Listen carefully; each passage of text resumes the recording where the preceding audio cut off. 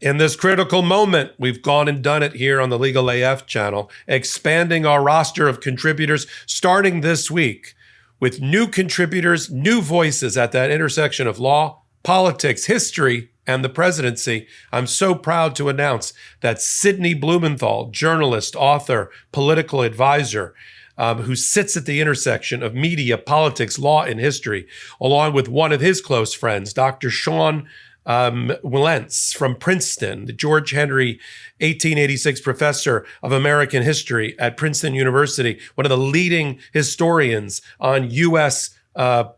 Politics and social history, are coming together. They formed an organization called the Court of History, putting things that we're watching right now at present with Donald Trump into appropriate historical perspective. And they're going to be contributing work here on a regular basis. It starts this week with the first 100 days, Trump versus Hitler. Yes, you heard me right. They're going to be talking about Hitler 1933, Trump 2025, and some parallels that you're going to find fascinating. To kick it off, Lisa Graves of Court Accountability Action, of course, a regular contributor here on Legal AF, had the opportunity to interview and sit down with Dr. Benjamin Hett. He is a distinguished historian and author about all things Nazi Germany and World War II. He wrote a book called Death of Democracy, Hitler's Rise and Power, and they put Trump in historical perspective on this particular interview. Sit down, hot take, and here's a clip.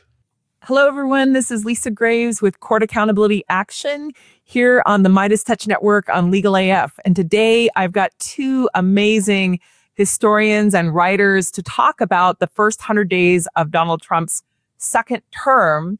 This is something that I've been very interested in, these issues, for a long time. And obviously, we all know that America is facing an unprecedented rise in authoritarian governance and culture. You know, one of the things that I think a lot of people don't realize historically is how some of these parallels to other regimes are so significant. And so one of the books that I've been reading, in addition to a book by our guest, one of the books I've been reading is about the law in Nazi Germany and ideology, opportunism, and the perversion of justice. And that book talks about how we sometimes think of the Third Reich as a zone of lawlessness, but in fact, it was built on a legal foundation that was maintained by judges and lawyers and civil servants trained in the law. And so right now, I'm really excited to bring this conversation to you, and also to invite you to subscribe, to like, to share this video as you watch it, because I'm so thrilled to be here with someone who I deeply admire, the noted journalist, Sidney Blumenthal, who writes for The Guardian and numerous other outlets. Sidney,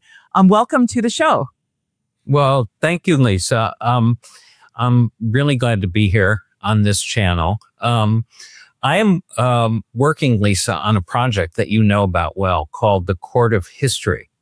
And we're going to have a podcast that people can tune into at greater length about this subject called Hitler 33, Trump 25, the first 100 days, on Friday at 5 p.m. And people can go to it at tiny.cc/HitlerTrump, tiny.cc/HitlerTrump. And one of our guests is here right now. And he is one of the leading experts in the world on this subject, on the death of democracy, the title of one of his most important books. And this is Benjamin Carter Hett. He is a professor of history at Hunter College and the Graduate Center of the City University of New York. He's written numerous books on this subject. And the question I have for you, Professor Hett, is what's the relevance of this comparison here? Some people may say it's outrageous, but on the other hand, you know, history is very valuable in order to understand what's going on now, to look at other examples of the destruction of democracy. Yeah, well, first of all, thanks, Sidney, and thanks, Lisa. I'm really happy to be here with you both. And yes, certainly, I wouldn't be a history professor if I didn't think that history is important and there are important things we learn from it. This is a comparison I've been sort of thinking about and writing about for quite a long time. And if we now look at Trump's first 100 days and set that alongside what we know of Hitler's first 100 days, I mean, the comparison sort of out of the gate sounds maybe a little bit extreme, but I do think there are things that we can kind of learn and understand, in a sense, two ways. I think I want to walk a bit of a line between what I might say is kind of, on the one hand, hysteria, and on the other side, complacency. I think there are parallels, but I also think there are significant differences. Just really quickly, the obvious parallel, I think, the clearest parallel is that I think there's no doubt 100 days in that Donald Trump wants to do as much damage as he can to American democracy and to the rule of law. We are very clearly facing a threat of authoritarianism in this country, as of course was the case with Germany under Hitler.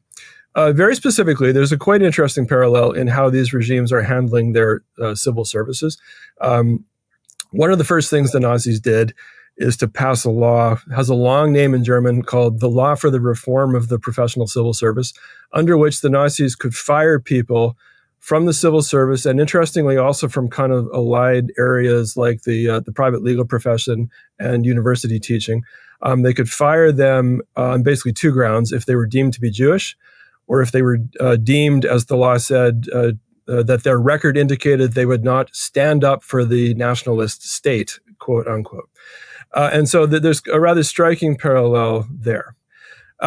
There are also, I think, significant differences, and I think these point to sort of two main things. One is that, not to put too fine a point on it, I think we've seen this clearly. Donald Trump is, as an administrator and an executive, really, in my view, mind-blowingly incompetent. And this is something for which, on the whole, I think we should be grateful. So his incompetence and the incompetence of the, for the most part, clown show of his cabinet is actually one of the most important guardrails that democracy has right now in America, in my view. And the second thing, Ben, are you saying that the Nazis were more competent than Trump? I on the whole, I am saying that. And as a matter of fact, Hitler and his cabinet were not without their sort of Pete Hegseth types, but they also had people who were actually very good at what they were trying to do, that is, seize authoritarian control of a previously democratic country. The most striking is his propagandist, Joseph Goebbels, who was an extremely bright guy. Hitler himself, I think, had important skills that it does not do well for us to underrate. Skills that I think Donald Trump is utterly lacking in. And otherwise the context is just very different. This sounds obvious, and yet it has, I think, sometimes not so obvious implications, is that America in 2025 is a vastly different place from Germany in 1933. And for all kinds of reasons, the kind of authoritarianism that Trump is selling is running up against more resistance, I think, sort of almost organic resistance in America that it did not run up against in Germany in 1933. Yeah. Well, Ben, I've been rereading your book, The Death of Democracy. I urge everyone to read it now. I think it's incredibly valuable for people to understand and have a larger historical sense, and a European sense, too, of what goes on here. And obviously, there are differences between Weimar Germany and America in the 21st century, as we're on the eve of celebrating 250 years of the American Revolution against a despotic tyranny. But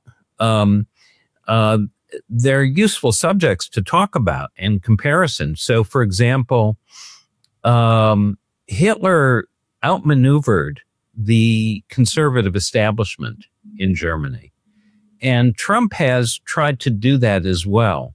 I think with some success, but also now running up against resistance from the markets, although the entire business elite has more or less been complicit. Yeah, that's right. And I think it's great that you mentioned that, because that is also an important parallel. I think there's quite a strong parallel. This is really one of the themes of my book. There's quite a strong parallel between Trump MAGA Republicans and what we might call sort of more traditional Republicans, establishment Republicans. The relationship is quite the same. And the reason for the kind of unhappy alliance is much the same, in the sense that, about 8 years ago or so, I think mainstream Republicans saw that their agenda couldn't carry electoral support without the sort of juice that the MAGA movement could bring to it. And so they have this kind of almost Faustian bargain between the two wings of the Republican Party, and as you suggest, Trump has really won that one, and the MAGA types have really taken over the Republican Party. But it's also certainly true that we see there are real-world constraints and real-world effects to this. The market certainly won. I just saw a headline before we went on about there was apparently a meeting today at the White House. I don't know a lot more about this, but some business leaders apparently went to Trump and told him a little bit about how the world really is. And there is a bit of this, we've been seeing, especially with what he's doing with tariffs and the consequences on the stock market, or his threats to Fed Chief Powell and what that does to the stock markets.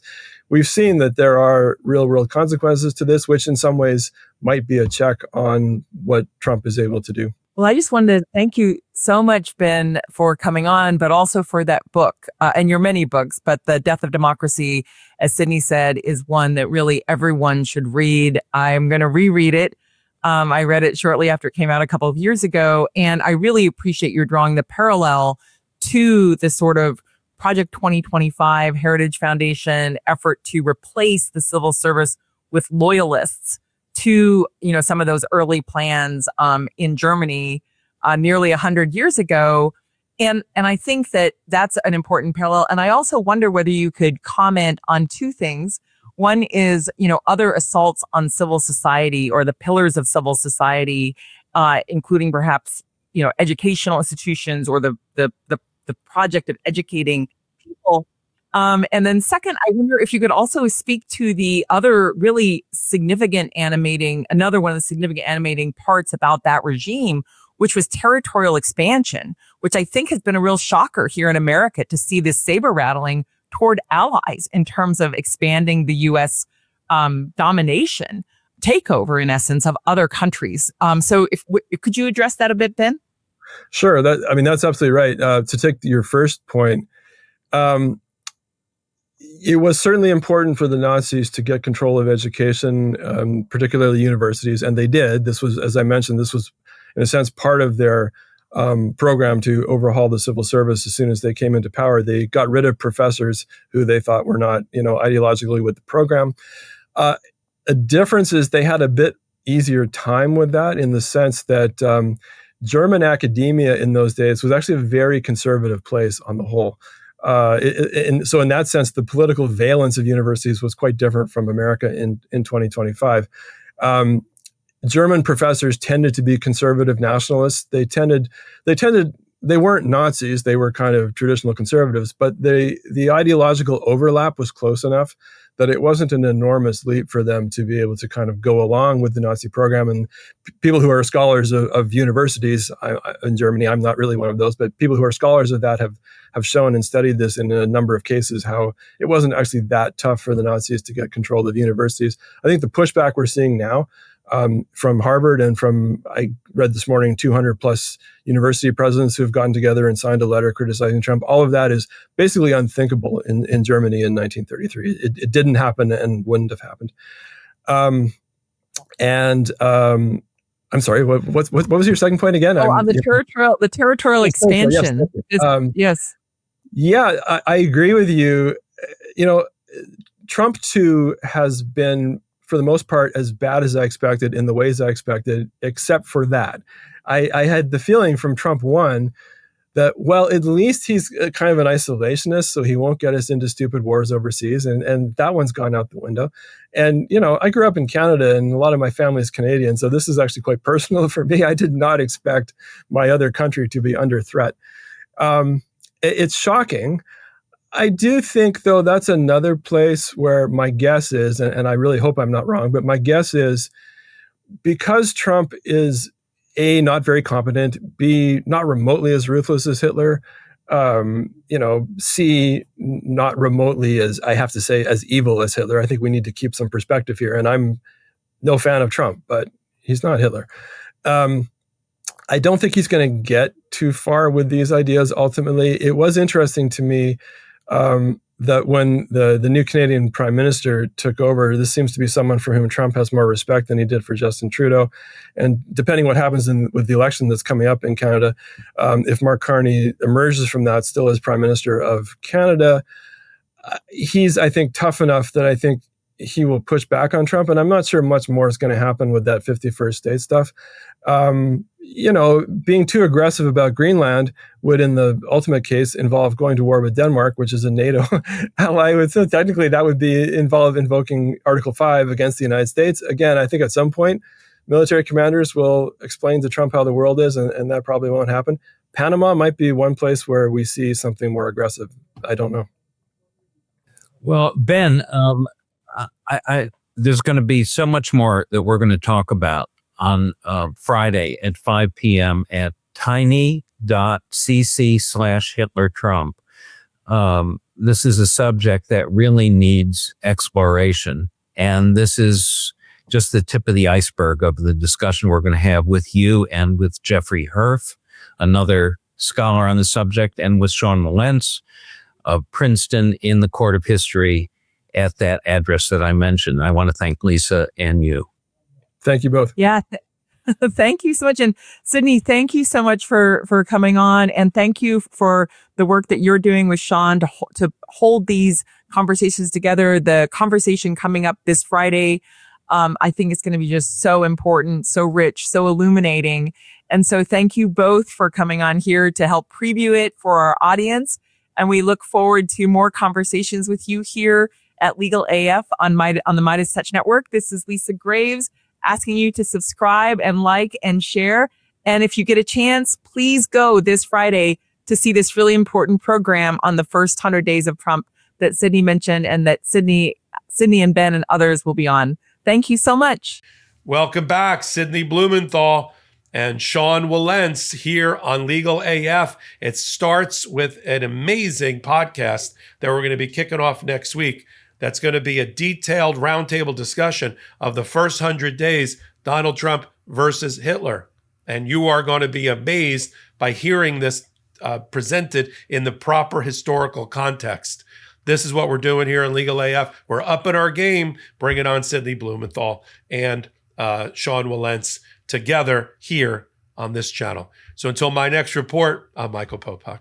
In collaboration with the Midas Touch Network, we just launched the Legal AF YouTube channel. Help us build this pro-democracy channel where I'll be curating the top stories, the intersection of law and politics. Go to YouTube now and free subscribe at Legal AF MTN.